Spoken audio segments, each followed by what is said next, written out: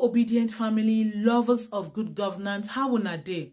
Make una beg, help me like and follow this my Facebook page, NHTVNG. Subscribe to my YouTube channel, NHTV Hangout. Turn the notification bell on so that anytime I leave video, you'll get notification. Share the video, like my video so that Facebook and YouTube go suggest them for a lot of people. I get updates for now, but before I give una the updates, I don't know whether I don't see the list of the ministers where Bola Ahmed Tinubu don't bring out, and we dey hear say Lateef Fagbemi is everywhere. Go come bring the gist come.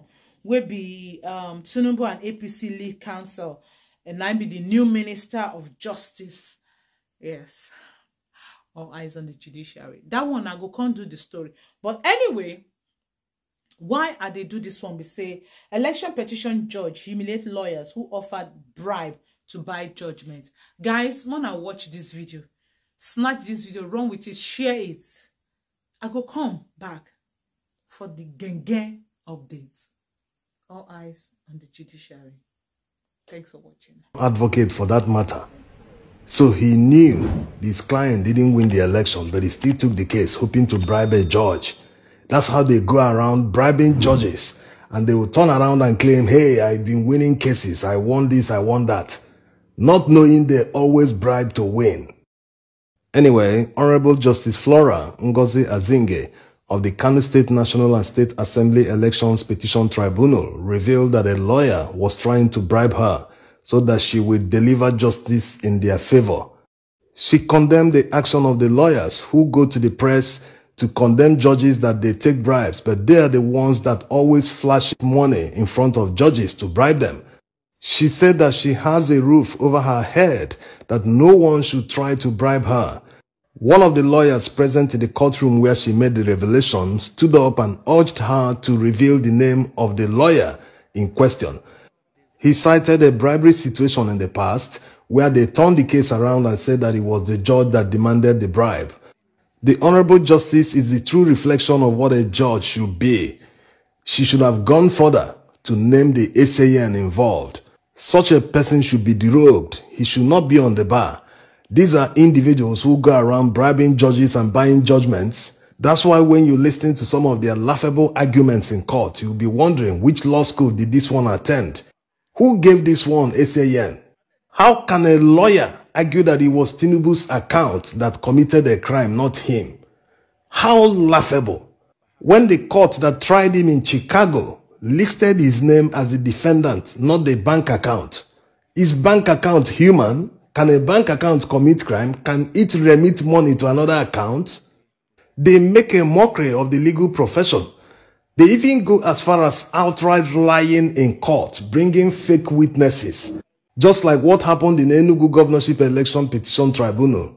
The PDP candidate and his lawyers brought a fake witness who claimed to be a staff of the SSS. Not just that the witness lied under oath, also he came to do a laughable job. How can he come to counter the NYSC? The NYSC is the only body that can prove if a discharge certificate is fake or not. But these people blatantly lied in court and tried to disprove the NYSC. You can imagine the impunity, the level these people can go. So it's obvious they are all banking on passing the buck under the table so that they can buy the judgment in their favor.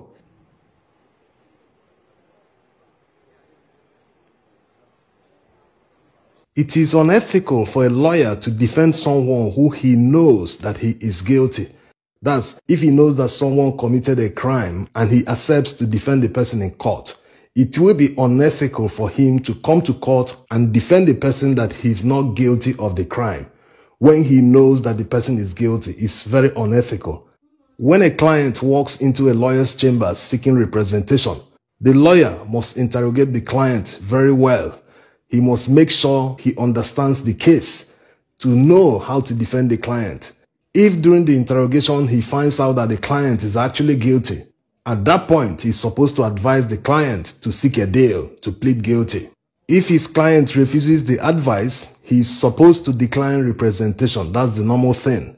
If he doesn't decline representation at that point, that means he has become an accomplice to the crime.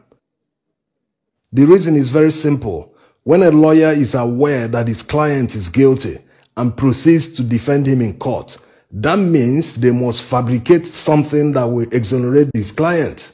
Yes, once a lawyer does that, he's no longer just defending the client. He's also actively participating in committing a crime to exonerate the client. Unfortunately, this is what many lawyers are involved in. Corrupt politicians who can win elections seek corrupt lawyers, who now seek corrupt judges to buy justice in their favor. And when such a politician passes all these processes in order to get to office, you think he will care about anyone.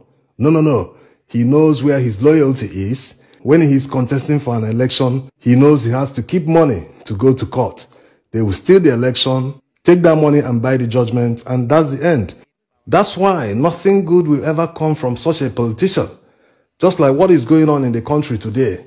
They play our economy like Ludo, trial and error. Remove fuel subsidy today, float the naira today, tomorrow consider returning petrol subsidy, consider unfloating the naira.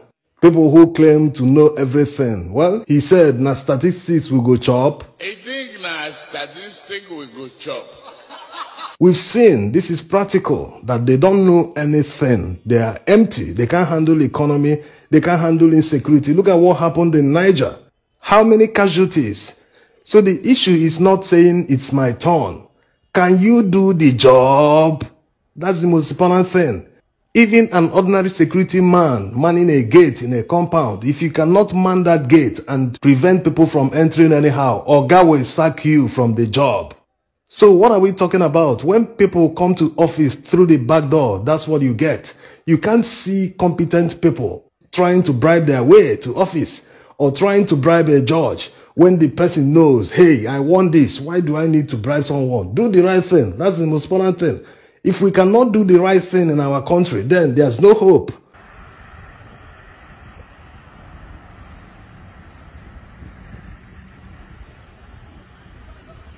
When you have many politicians who can't even prove their source of wealth, most of them all their life, they've depended on government. They've either worked as civil servants. Some of them didn't even look for a job. They just came out from university because they know people in government, some agencies because they are their tribesmen. They just appoint them, give them letter of employment. They start working. Just like the former police IG. He's now contesting for Senate under APC. So you can imagine the transition from a policeman to a senator if he eventually wins. So this is the result. You don't get competent people in power. You cannot have a good result from incompetent people. People who have made their money, do you know their source of wealth? You know that this is what they did. They continue doing their own social businesses. Such people are the people you hand over the management of the economy so that you can get the results because they have the experience. When you have people like Tinubu, what do you expect? You can't give what you don't have. It's simple. Imagine floating the naira. You can only float the naira when you have trillions of dollars in your reserve. Yes, that's the humongous amount you need to defend the naira. Anyone who walks into any bank and demands for BTA, the person should never be refused. He must be given the BTA.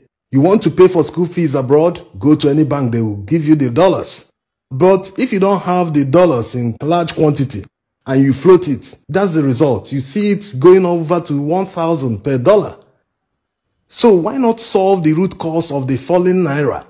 They can't solve it because they don't know how to. The only way to improve the value of the naira to the dollar is to stop importation. How do you stop importation when you don't manufacture the goods locally? Yes, that's the major question. Despite Nigeria being a huge crude oil exporter, we don't have a single working refinery. We import fuel to use in this country. So marketers are forced to buy the dollars from banks, from black market at an exorbitant rate to import fuel from Europe to Nigeria. If we are able to refine all our petrol locally, that alone can improve the value of the naira.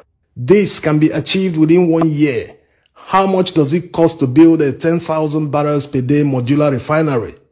You can have many of them in their hundreds scattered around the Niger Delta where the crude oil is very close, so that they can refine the petrol locally and supply tankers who will supply marketers, and all the filling stations will be filled with locally refined fuel. That way, we save all the costs. Cost of importation, cost of duty, cost of taxes, and all sorts of things. And you can never say that it will remain at the same price per liter. It's not possible. The crude oil will be sold to them in naira. You can't be selling to them in dollars. When we want to sell crude oil to other countries, they pay us in dollars. But Nigerians that are willing to refine crude oil must pay for it in naira. That's our currency. That's how to boost your currency. So that is how it is done. When you achieve sufficiency in petrol refining, you still move over to other alternative fuels like CNG so that you can drive the cost of transportation down. The less money people expend on transportation, housing, food, and other expenses, the more money they are able to save. And you know what it means when the average worker has huge savings. The person can buy a home, he can buy a car, he can buy anything, he can go on holiday to any part of Nigeria. You boost your economy the more people have savings. So it's very easy to improve the value of the naira against the dollar. But the people who don't know how to do this are the very people that will do anything to get to power just to be called Mr. President. They don't have any experience in the private sector that they can use and say, yes, I've done this before, this is how you do it.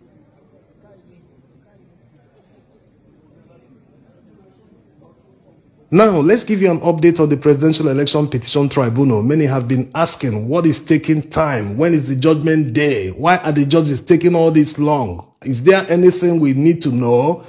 Is something passing under the table? You can't blame Nigerians for their lack of trust in the judiciary. A lot of instances are bound where they turn justice on its head, like the one of Lawan and Akpabio, where they didn't contest primaries, but they ended up winning the elections, which is against the law anyway. And the one already said in this video where a lawyer tried to bribe an honorable justice. So they have the right to think that something else might be going on. But the truth is, the massive evidence before the Election Petition Tribunal judges is so massive that this is not something that they can just stand up and decide. Deliberations are not easy. And remember that there's a lot of questions that they need to answer. In fact, if we go through all the judges have to answer, that means it might be up to 50 questions. Was the non-compliance substantial to the extent that it affected the outcome of the election? What about the 25%? They need to answer that question, despite there being a judicial precedence. So there are a lot of things they need to do. The work is enormous on them, but they still have time. The 180 days to determine the petition will expire by second week of September. So they've not crossed that line. There's no need to be anxious. We need to keep an open mind. They will do justice to the petition. There's a lot of work they will need to do. Let's keep hope alive. Forget about the rumors flying around. Yes, sometimes rumors have some element of truth in them, but just treat them as rumors. Another thing to know is that the judges are under serious pressure. Not just the judges at the Presidential Election Petition Tribunal, but all judges handling all election petitions across the country. If a National Assembly candidate or State Assembly candidate is willing to bribe a judge, how much more a presidential candidate? So it's obvious that under intense pressure. Let's just keep hope alive with open mind till they deliver the judgment, like already said in many videos. With all the baggages Tinubu is facing, it will take a rewriting of the constitution, of the laws to exonerate him. Yes, that's how difficult it is to save him. The worst outcome from the Presidential Election Petition Tribunal would be a rerun election, which won't still be fair to Nigerians, because before the judges will determine that the election was flawed in order to declare a rerun, they must have seen what APC and INEC did and who benefited from what they did. It is APC that benefited because they are the ones in power right now. So allowing them to participate in a rerun election will be a disservice to Nigerians. Also, it will be like rewarding someone who committed a crime. They rigged the election and benefited. So if they participate again, there's no guarantee that they will not repeat the same thing.